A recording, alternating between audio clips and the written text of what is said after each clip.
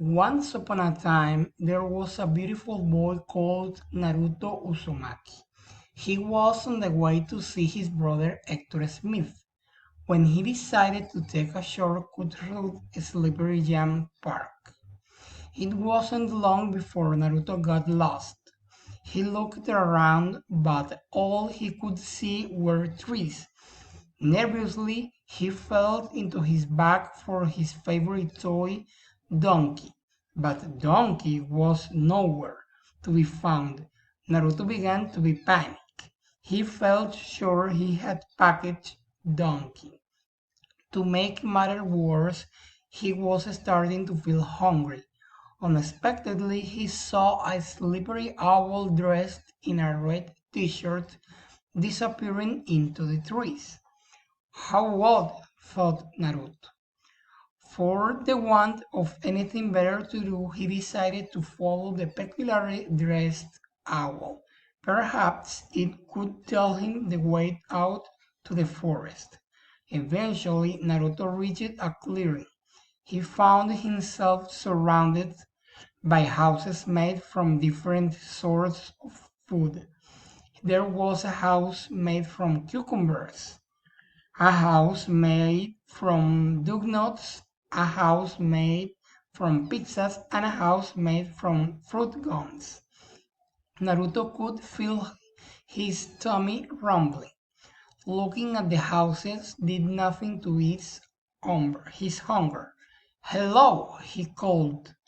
"Is anybody there?" Nobody replied. Naruto looked at the roof on the closest house and wondered if it would be rude to eat somebody else's chimney.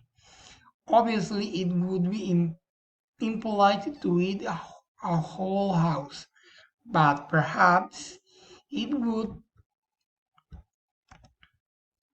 be considered acceptable to be nibble or the odd fixture or lick the odd fitting.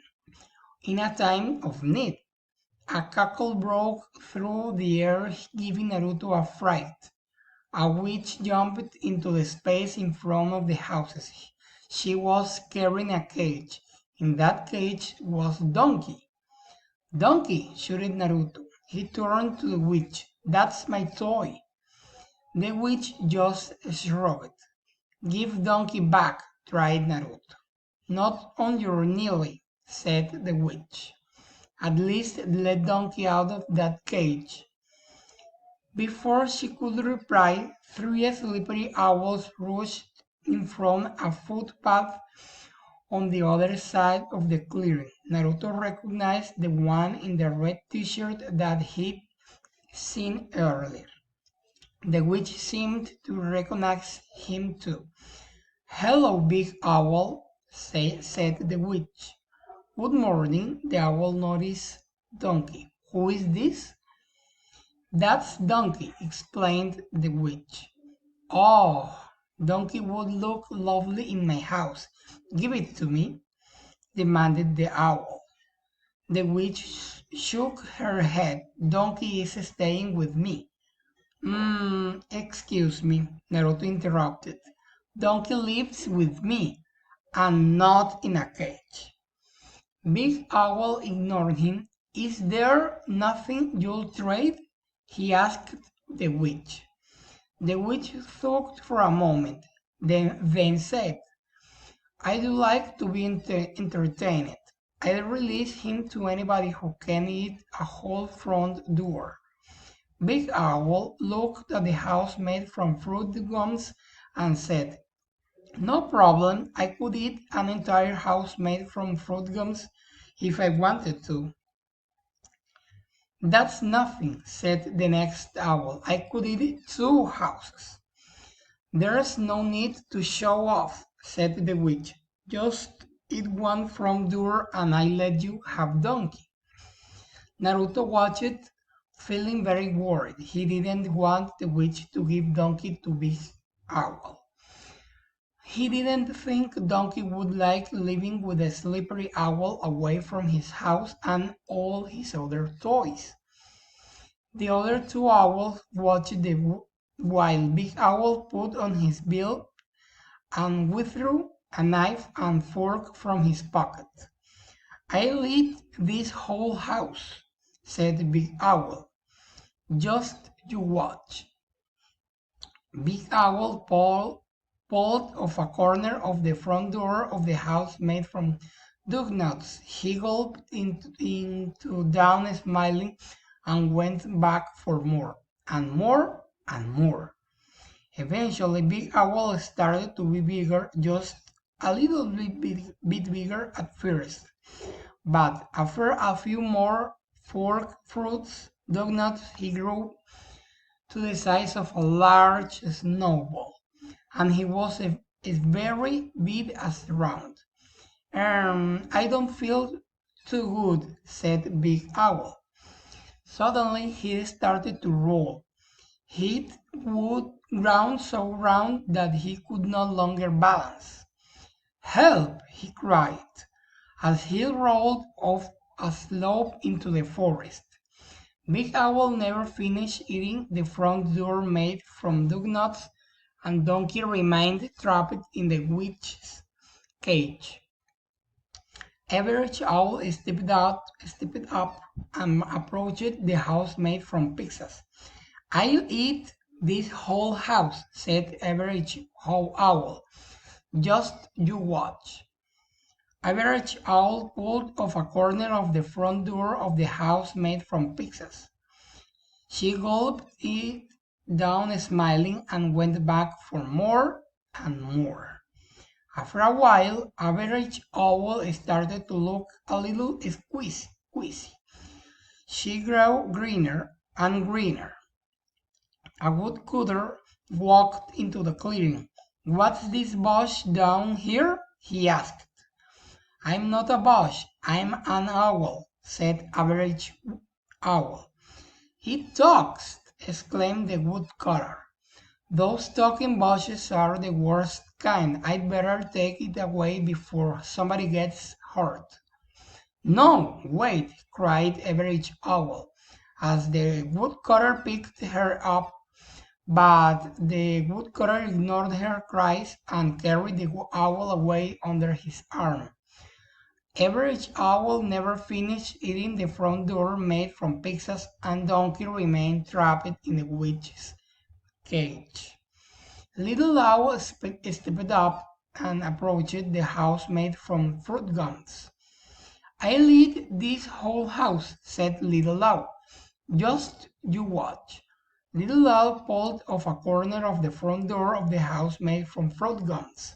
He gulped it down, smiling, and went back for more and more and more. After 5 or 6 platefuls, Little Owl started to feel uncomfortable on the spot. He stopped eating fruit gums for a moment, then grabbed another forkful. But before he could eat it, there came an almighty roar. A bottom board louder than a rocket taking off propelled Little Owl into the sky. "Ah!" cried the Little Owl. "I'm scared of heights." Little Owl was never seen again. Little Owl never finished eating the front door made from fruit gums, and Donkey remained trapped in the witch's cage. "That's it," said the witch. "I win. I get to keep Donkey." "Not so fast," said Naruto.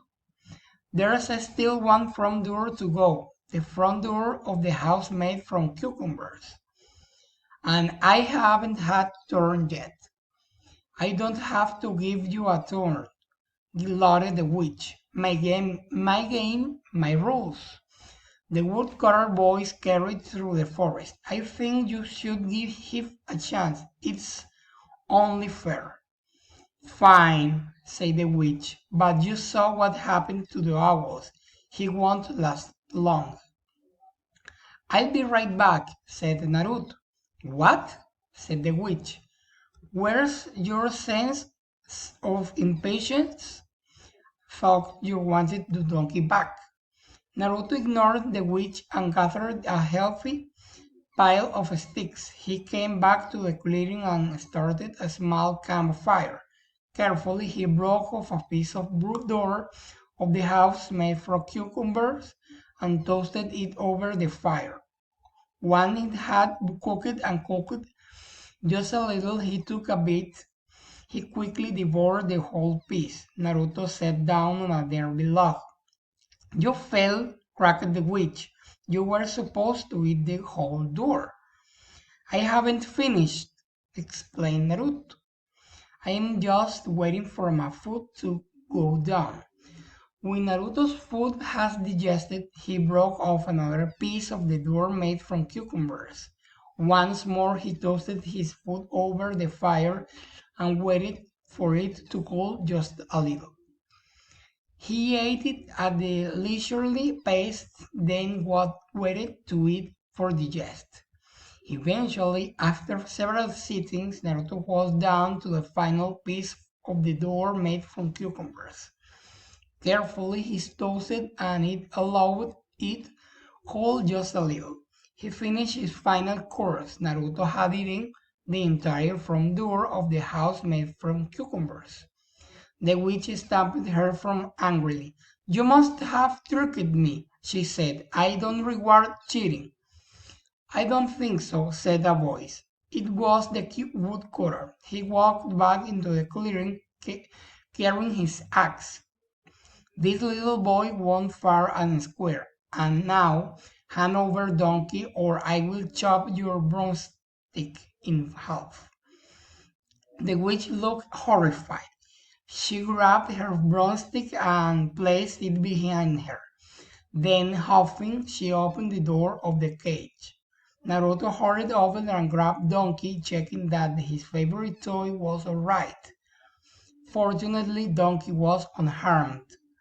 Naruto thanked the worm cutter, grabbed a quickly souvenir, and hurried on, meeting Hector. It was starting to get dark when Naruto got Hector's house. His brother threw his arms around him.